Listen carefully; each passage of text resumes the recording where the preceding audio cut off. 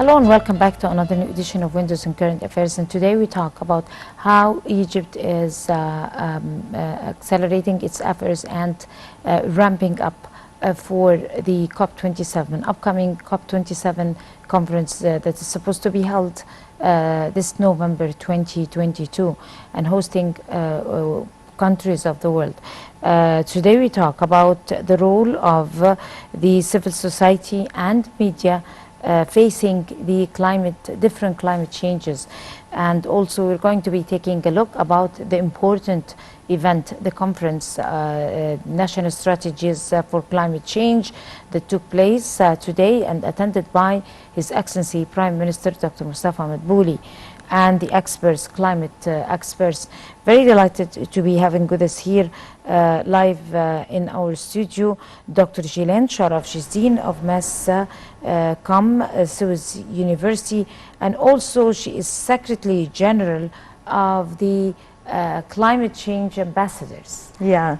Good evening, Dr. Sharaf. And let's first talk about, first of all, the conference that took place today, the National Strategy for Climate Change, and the most important highlights of this conference.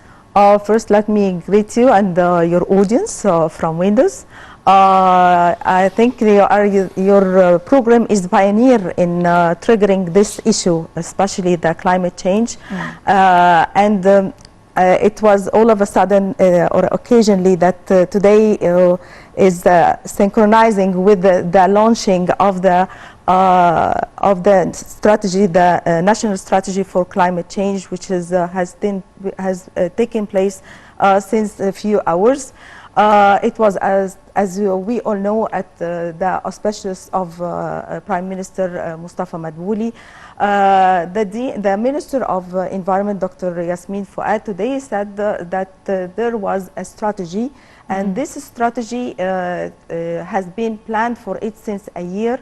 But before we talk about this strategy, let us make refreshment of some dates. Let your audience and you and me remember it.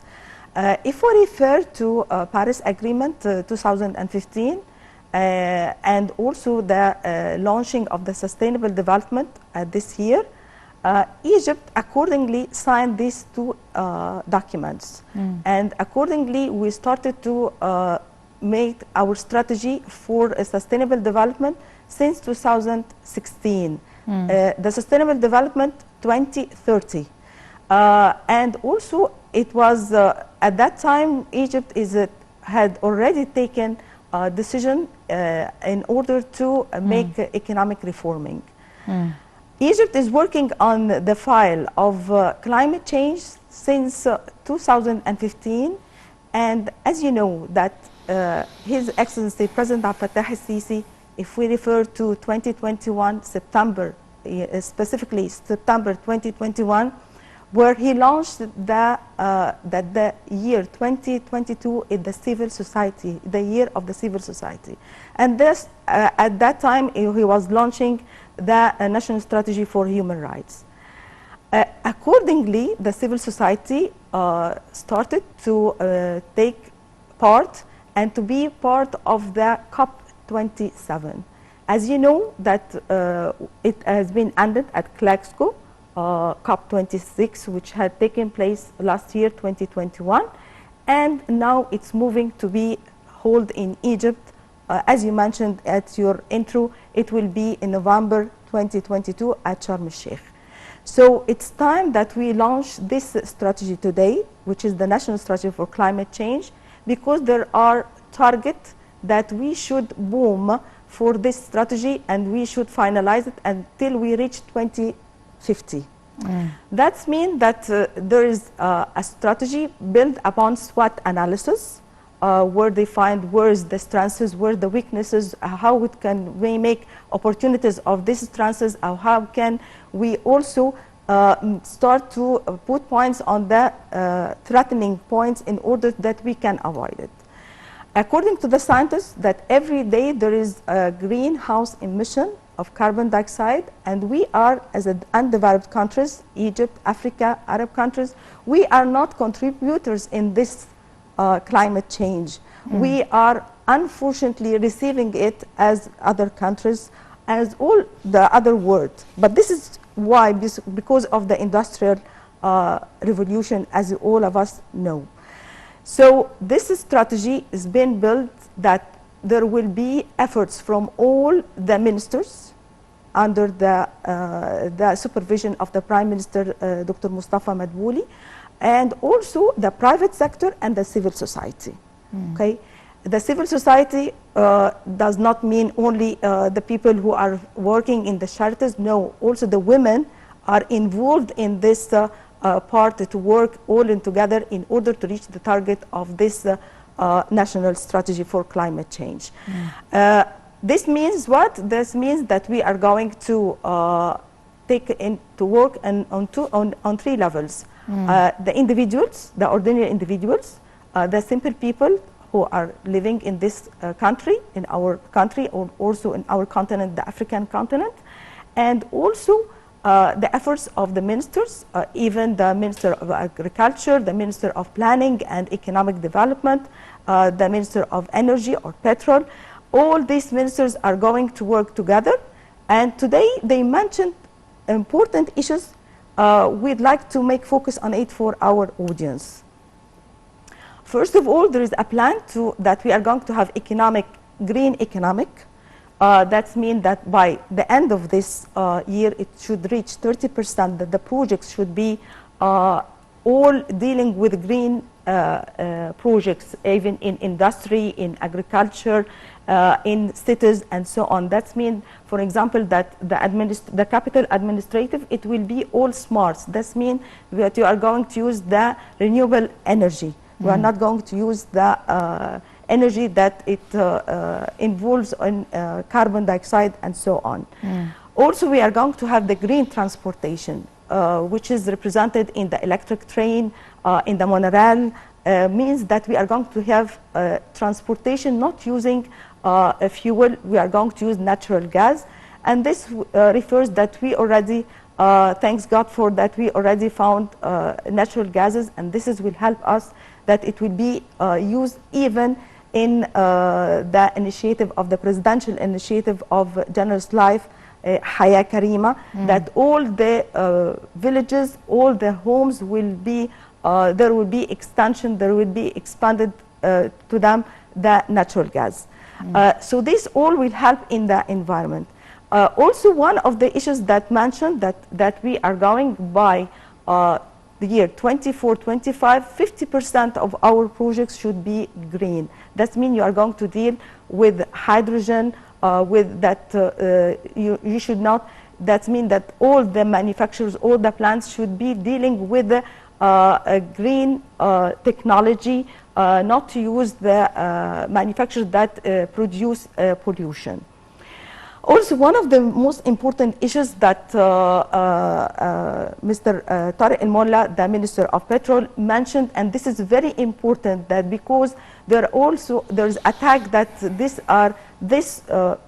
part or this sector is we say that they are part of this pollution or this the green emission, the house green emission of carbon dioxide because of the petrol. Now, because of the natural gas, that means that we are going to get rid of the carbon dioxide. They are going to also extract ethanol from the beet sugar, and this means that the beet sugar is not only you are going to get extract from each sugar instead of the sugar cane, but no, also it will be involved in the industry of ethanol. One also of the important things that mentioned that they started to be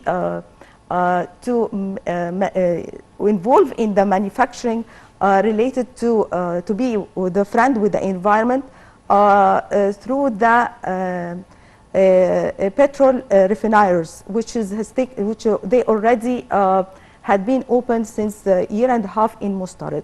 So all the ministers they are all, there are combination of efforts, collaborating, yes, to be able collaborating with each other in order that they should deal with the climate change, to confront this issue, because it's very important issue, because this will affect the simple people, the ordinary people, their health, their food. There will be lack of food. And this was mentioned by the Minister of Agriculture when he mentioned that this climate change affect and make impact on the agricultural crops, because the change of the weather, sometimes the crops cannot afford this very tough weather. If it's too cold, that means that we will not be able to plant the crops that should be planted within this time or this period of the year. So all this strategy, also this was in association with the UNDP, as the coordinator of UNDP was involving, I was attending, or one of the most partner in this strategy, Ms. Elena Banova, and she was grateful to this important that Egypt had already made a great effort in order that they launch this strategy within 10 months, and this is a great, really, we can appreciate that, and we send our greetings for our government that they are working in order to help in investment in green environment, and at the same time to save our souls as individuals, as human beings, and this is very, very important. So there will be, of course, great efforts will be done, because this is the launching today, but there are still workshops, there are still plannings, there are still bylaws will be launched according to this strategy. Prior to the conference? Yes, that's prior to COP27, as we are, there will be partners in this. We are going to host all the countries. We are going to host people from different countries in order to discuss this important issue, how to confront the climate change. As you know, it's every now and then there's a change in the climate. We cannot know what will be tomorrow. So that means that there should be scientific researches from every sector in order to know what we are going to do tomorrow. That means that we are not going to stop till what we already reached today. There will be continuously, there will be sustainable, because you need food. So how you can deal with that? So we should deal with the climate change in order that we can know which crops we can going to plant. As you know, we recently, at last April, His Excellency President Abdel Fattah al-Sisi already, we watched through TV the 64,000 fadan at Toshka of the wheat, and this is very also important thing that happened. It's a great project that the government had put decisions that we should plant this, and this has helped us accordingly, while we are now in a great crisis, which is the war between Russia and Ukraine.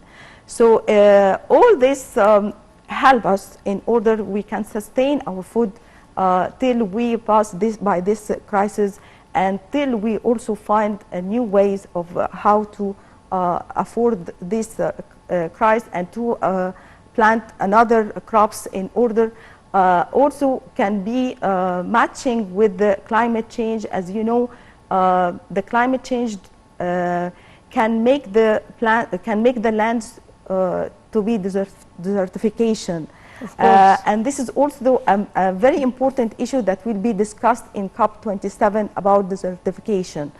That's why Egypt is trying... Desertification and deforestation and all that. Yes, that's why Egypt is also trying to make plants all over, even in the desert, by smart irrigation, by using different ways of how to irrigate, by desalination, water desalination. Also, as you, we already saw since months ago that the government is booming in rainwater rainwater treatment in order that we can make reuse of this water in planting or in other issues which help us how to confront this important issue, which is the climate change. We talked before about women in climate change and Yes. their important role. There is a great deal of a role for women that is saved to be able to, so that they could have the role in facing the threats of climate change. If you like to talk to us and explain. Let's talk in two ways. If we are going to talk about the civil society, as you know, I'm one of the members of the initiative of the Million Youth Volunteer for adaptation with climate change. We always do visits to universities. We make symposiums in order to encourage people and tell them and teach them and aware them how they can deal with the climate change. Most of us are women working in different fields, academic field, for example, in geography, in the mass media, also in desertification, in fishery, in agriculture.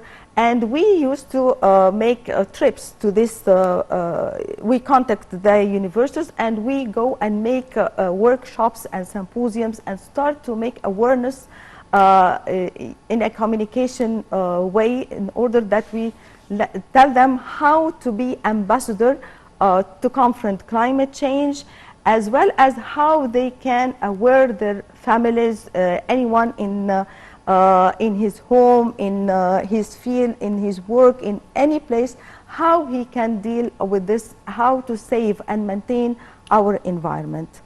As you know, even that we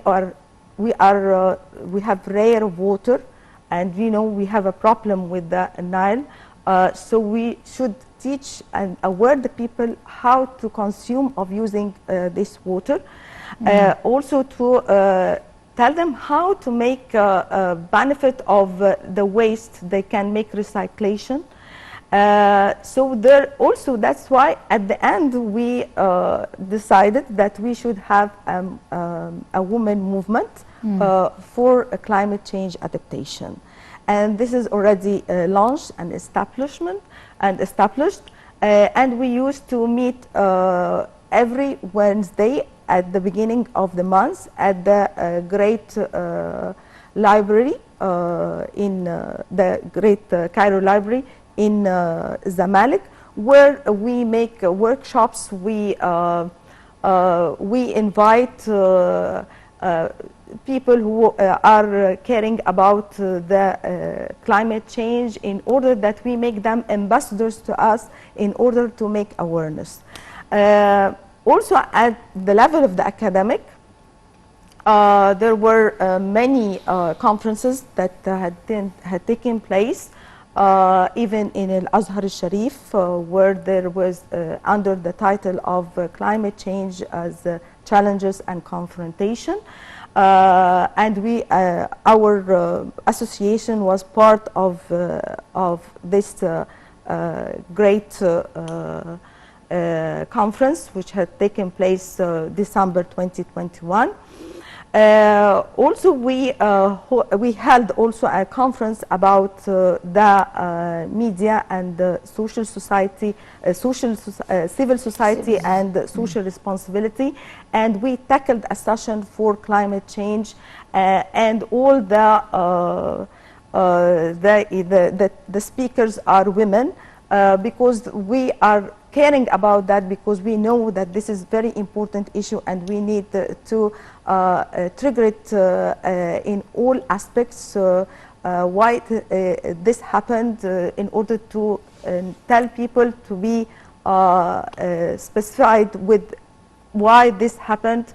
We should tell them, they should have knowledge about this, to give them idea how then how we can make benefit of this. If it's something happened bad to our environment, but we can make benefit of it, we can help them even in the projects to make recyclation of waste, of this waste. Also, we teach them also to plant on the roof to make the roofs as a green place, but in a ways that not to damage the building or to be something against the construction of the building. Really, we have a lot of ideas, and we start to launch these ideas within this symposium that's taking place by the women movement for climate adaptation.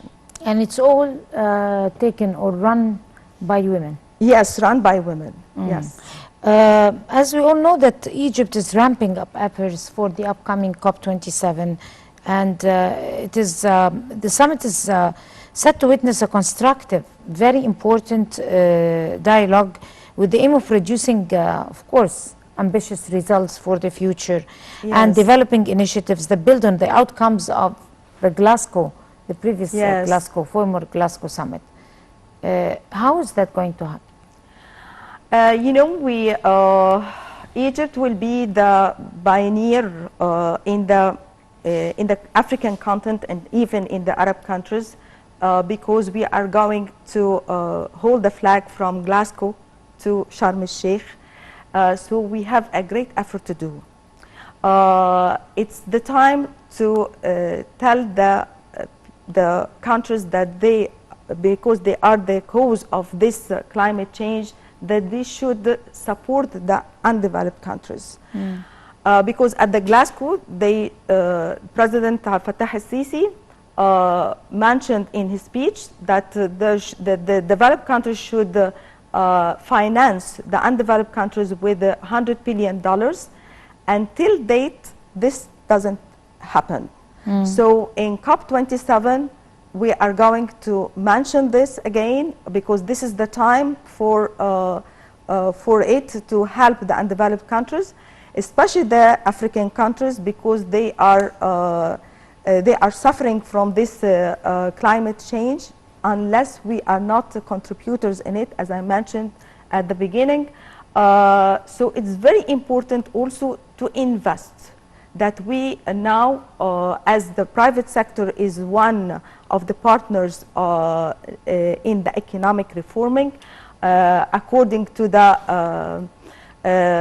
conference that had been held since few days, that now that the private sector will be partnered in the economic reforming, and they should invest in Egypt. That means that we should also grab the investors to come and invest in Egypt, because this will help us also in order to repair our economic and to face the crisis that all the countries are facing, as I mentioned, according to the war between Ukraine and Russia. Also, but this will be under conditions that all the projects should be green projects. Not to be, that means that to deal with technology, that all the, especially in the industrial sector, also in agriculture, because this is very important, because we can plant and reform this, and accordingly we can export crops to the countries. So it's very important for us to take this opportunity in order that we can invest in Egypt, and also to be the voice of Africa, because we are the key of Africa. And also President Fattah al-Sisi promised that even if we already ended the presidential of the African Union, but this doesn't mean that we are not going to stop to talk on behalf of Africa. We are going to be on behalf of Africa. We are going to be support to all the African countries in that they can develop themselves, and also we will be part of this development. Concerning that African part, how exactly is Egypt planning to speak for Africa in that part, in COP27? In what way? Of course, in donations that they can finance the African countries, because you know that they have lack of food, their desertification, the climate change has a bad impact on the African countries.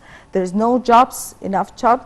But if they invest and there will be trading, industry, agriculture, this means that the African countries will be, and it's a green area. I'd like to call it the green continent, not the black continent, because this part is wealthy with its soil. So they should invest in it. So that means if we can plant crops that can make sustainable for the African continent, for the Arab countries, and also to be exported to the other countries. So, of course, as we all know that speaking about Egypt, the effects of climate change have also, generally worldwide, it's already known, common knowledge, that climate change Yes. is supposed to affect on coastal areas, for example, Yes. on deserts, on Yes. forests, on rivers. Of course. And will change the map of the world. Yeah. Unless we take some serious actions and enforce laws and effect plans, serious plans, and also spread awareness through the media. So if you like to explain to our viewers what is the effect of climate change, for example, over coastal areas and rivers. As you know that the climate change caused the high temperature in the seas, okay, and this make that there are cities will be vanished, especially the coastal cities. So it's very important that we start to make academic and scientific researches regarding how to save these areas from vanishing. That's why they, for example, if you go to Alexandria, you will find that they are making concrete blocks. These concrete blocks, they are every now and then they are putting it at the seashore in order to avoid the seas from coming and start to take from the seashore. So this is very important that we should know how we can help this coastal area from not vanishing. Also, that's why this also will also cause the delta. That's why we are booming to have a new delta.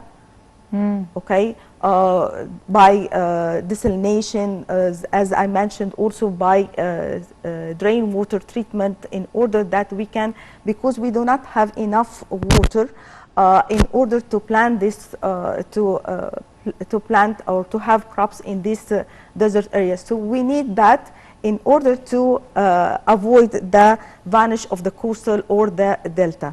So it's very important to work on that within the environment, within the environment ministry, of course, and also with the agriculture and ministry, and all the efforts, all the ministers should collaborate, as we mentioned, together in order to avoid that these areas to be vanished.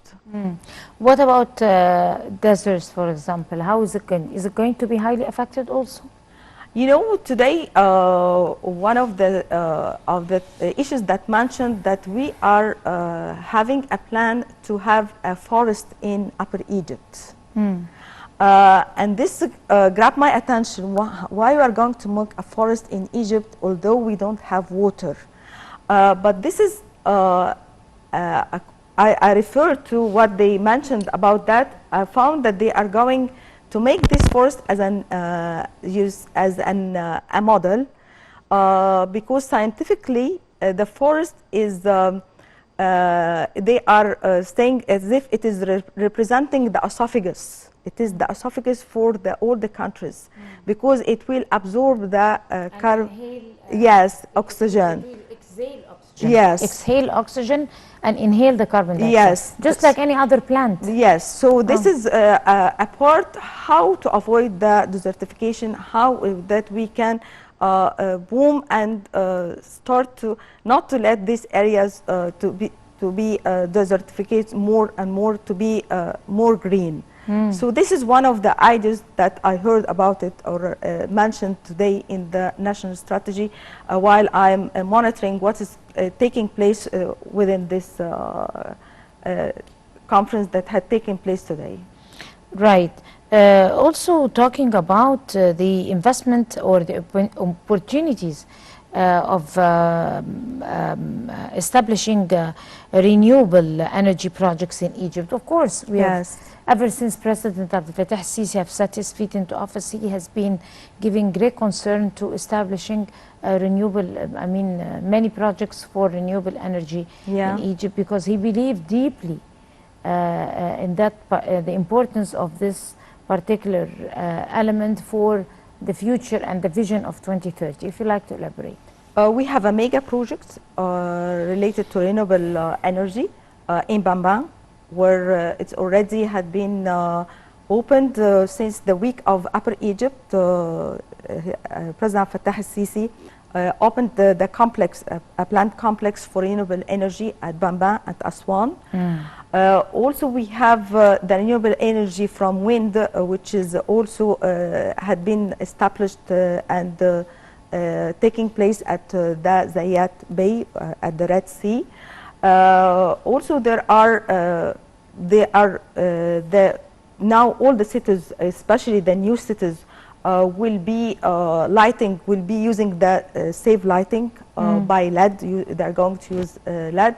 As I mentioned, that also we are going to have plants or manufacturing for that we are going to produce trains, and these trains will be dealing with the green environment, will be a friend to the environment. As I mentioned, the electric train which will take place, that means that we are not going to use fuel. Also, there was there was a campaign. There was a campaign that we are going to change from petrol, the cars, to be fueled by natural gas instead of petrol. Also, by year 2023, there is a production of cars. It will be electrical cars, and this is also one of the most important plans of the Egyptian government, that we are going to produce cars. That means if we do that, will help a lot, that we are not going to import cars from the other countries, and will decrease the taxes, and what is going to be, that makes the cars very, very expensive, that we cannot afford to buy it, especially within the high prices of all the products according to the war or to this economic world crisis. Unfortunately, we ran out of time and we only have like around 3 minutes or so, but we need to talk about the green bonds value of like about 750 million US dollars. What are green bonds? This is a question. And how are these green bonds going to fight or stand up to the threats of climate change? I want to talk about this very quickly, because I want to talk also about the media, because this is a very important issue.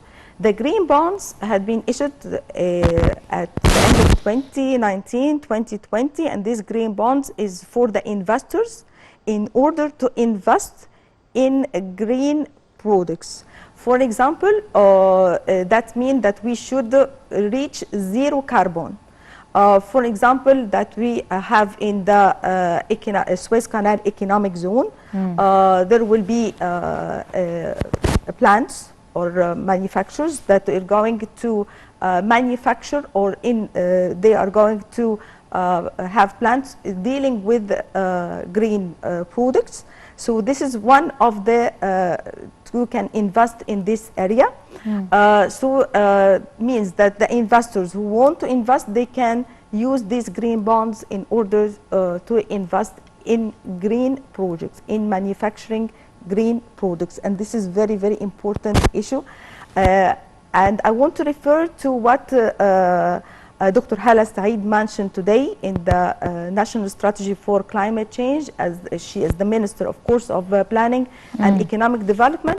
She mentioned that by 24, 25, 50% of the projects will be green projects. And we should be entrepreneurs in this area. This is a very important issue that we should deal with. Last point I want to talk about it, that we should, from today, we should have a campaign, awareness campaign, for all the people, or for the ordinary people, how to save our environment, not to use plastics, not to throw plastics, to how we can teach them how to make benefit from the waste, how they can make projects. One of the civil society, they manage with this, and they can tell the youth the know-how of how to make projects that they can gain money from it, from the waste, by recycling it, recycling plastic, by agriculture, planting crops, and so on. So it's very important to make awareness campaign for the ordinary people, how to save our soul, how to save our environment, how to save our land, and also to make awareness campaign about the new projects, about the green bonds, to have programs, different programs, to tell the people what, in so simple way, what we mean by green bonds, what we mean by green projects, because this needs a lot of programs and awareness campaign through the different media, even the public media or the private sector, and even the regional TVs or radios and the newspapers, electronic, social media. We should start since a year ago, but we should start from today to be more condensed in awareing the people, all the people, or all standards, what we mean by the green projects, how to save our soil from house green emission of carbon dioxide. Great, and so far we're doing fine. On this very optimistic note, Dr. Gilan Sharaf, you are Dean of Mass Comm University. Thank you so much for coming over to Winters and Current Affairs, and hopefully we can get along again very soon and talk about more issues in that very important topic, climate change, which is going to be the talk of the millennium. Yes, will be the coming talks about how to confront the climate change and how to adapt with it, and how to decrease this the carbon dioxide, in order that we can, because this also will impact our health. So it's very, very important issue. Right. Thank you so much, and wish you all the best of luck. Thank you for you and for your audience, and hope that for today we give them some tips about what we mean by the National Strategy for Climate Change, and the civil society as well as the media. Thank you so much. And I guess this brings us to the end of this edition of Windows on Current Affairs. Many thanks to all of you, and until I see you again next week, that's a goodbye.